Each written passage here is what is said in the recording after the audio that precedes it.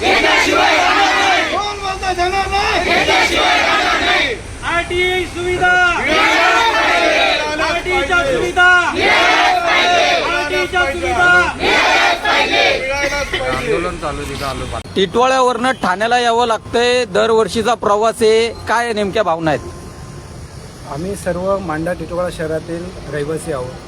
RTI ॲक्टनुसार आम्ही सर्व पालकांनी मेरिडियन शाळेमध्ये आमच्या विद्यार्थ्यांचं ॲडमिशन झालेलं आहे. त्याचप्रमाणे वेदव्यास शाळा म्हणून आहे जी टिटवाळ्यामध्ये आहे.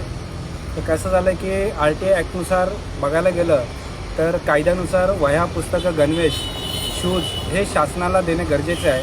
परंतु गेल्या वर्षी देखील मेरिडियन शाळेने आम्हाला वह्या, पुस्तकं, गणवेश वगैरे दिले नव्हते. 1-2-3 महिन्याच्या संघर्षानंतर गरजू लोकांना त्यांनी फक्त पुस्तकं दिली. यावर्षी देखील रिझल्ट लागल्यानंतर मेरिडियन शाळा आणि वेदव्यास शाळेने आम्हाला सांगितलं की तुम्हाला वह्या, पुस्तकं, गणवेश आम्ही देणार नाही, विकत घ्यावे लागेल. बरं, विकत घेताना त्यांच्याकडूनच विकत घ्यावं लागतात. याचे अंदाजे किंमत 7,000 ते 8,000 असते.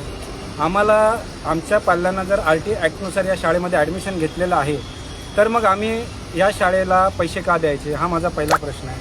त्याचप्रमाणे आम्ही जिल्हा परिषद ठाण्याला देखील निवेदन दिलं होतं. आम्ही मेरिडियन शाळेला देखील एक पत्र दिलं. त्या पत्राच्या अनुषंगाने आम्हाला अपेक्षित होतं की ते आम्हाला बोलवतील, पण त्यांनी काही बोलवलेलं नाही. म्हणून आम्ही जिल्हा परिषद शाळेला, जिल्हा परिषद कार्यालयामध्ये आदरणीय राक्षस साहेब आहेत, त्यांना एक निवेदनपत्र दिलं. त्यांना पुन्हा एकदा स्मरणपत्र दिलं की आम्हाला भारतीय संविधानाने दिलेल्या कायद्यानुसार आम्हाला राईट टू एज्युकेशनचा हक्क आहे. त्या हक्कानुसार आम्हाला हे आमचा हक्क मिळाला पाहिजे. आज आम्ही आंदोलनाची भूमिका घेतली. बरेच पालक, आज 60-70 पालक टिटवाळ्यावरून आज जिल्हा परिषद ठाण्याला आलेले आहेत. राक्षस सरांची भेट घेतली. राक्षस सरांनी सांगितलं की आम्ही संबंधित शाळेवर कारवाईचं एक पत्र काढत आहोत आणि त्या पत्राच्या अनुषंगाने आज आम्ही इथे आंदोलन थांबलेलं आहे. पण जोपर्यंत आम्हाला वह्या, पुस्तकं भेटत नाही तोपर्यंत ही आमची भूमिका यावर्षी कठोर राहील. कदाचित यापेक्षाही जास्त तीव्र होऊ शकतं अशी आमची अपेक्षा आहे. दादा, दरवर्षीचा प्रवास आहे. प्रामुख्याने बघायला गेलं तर आपल्या अर्जामध्ये 3 नंबरला स्पष्ट लिहिलेलं आहे की दरवर्षी आम्हाला या ठिकाणी यावं लागतंय. तर याचा योग्य तो मार्ग निघावा यासाठी आपली प्रशासनाकडे काय मागणी असेल? कसं झालं आहे की काही दिवसांपूर्वी आपले शिक्षण मंत्री दादासाहेब भुसे यांनी सांगितलं, एक व्हॉट्सअपवर आलं होतं की RTI ॲक्टनुसार सर्व सुविधा मिळाल्याच पाहिजेत, अन्यथा शासनावर म्हणजे त्या संबंधित शाळेवर कारवाई करू. पण असं काही कुठे दिसलं नाही. म्हणजे महाराष्ट्र सरकारचं एखादे मंत्री काही स्टेटमेंट वापरत असेल, त्या स्टेटमेंटला काही शाळासुद्धा किंमत देत नाही. अशा प्रकारच्या शाळा आज पूर्ण महाराष्ट्रात आहेत. मग आमची सर्व पालकांच्या वतीने विनंती आहे की फक्त एकाच दुसऱ्या शाळेनं येता सर्व शाळेच्या पालकांनी ही भूमिका घेतली पाहिजे. तरच कुठे हा दरवर्षीचा जो प्रश्न आहे तो एकदाचा कायमचा सुटून जाईल. आज आम्ही राक्षस साहेबांनाही सांगितलं आहे की तुम्ही कायमचा आमचा प्रश्न सुटवा, नाही तर पुन्हा दरवर्षी आम्हाला हीच भूमिकेसाठी रस्त्यावर उतरावंच लागतं. येत्या काही दिवसामध्ये शाळा चालू होतील. आताही शाळा चालू आहेत. विद्यार्थ्यांवरती मानसिक त्रास आहे.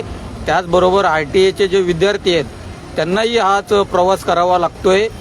प्रशासनाला आपण वारंवार विनंती करताय, त्या अनुषंगाने आपण प्रशासनाला किती दिवसाचा अल्टिमेट द्याल की एवढ्या दिवसामध्ये योग्य तो मार्ग काढावा, अन्यथा आपली पुढची भूमिका काय स्पष्ट कराल?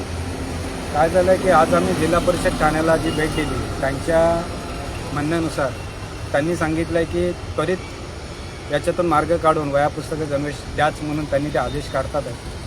पण पुन्हा एकदा आम्ही पालकांच्या मनात तीच एक भूमिका आहे की हे जे सरकार आहे किंवा हे जे अधिकारी आहेत ते वेळ काढूपणा घेत आहे. आजही आम्हाला कुठेतरी वाटलं की आम्हाला एक तारीख देण्यात यावी, तसं आम्ही अर्जात पण टाकलं होतं. पण त्यांनी सांगितलं की मी तारीख देऊ शकत नाही, तुम्हाला त्वरितच्या त्वरित म्हणून वह्या, पुस्तकं, गणवेश भेटतीलच. तर त्या अनुषंगाने एक आशेने आम्ही आता पुन्हा जात आहोत. पण जर नाही झालं तर पुन्हा आम्ही एक कठोर आंदोलनाची भूमिका नक्कीच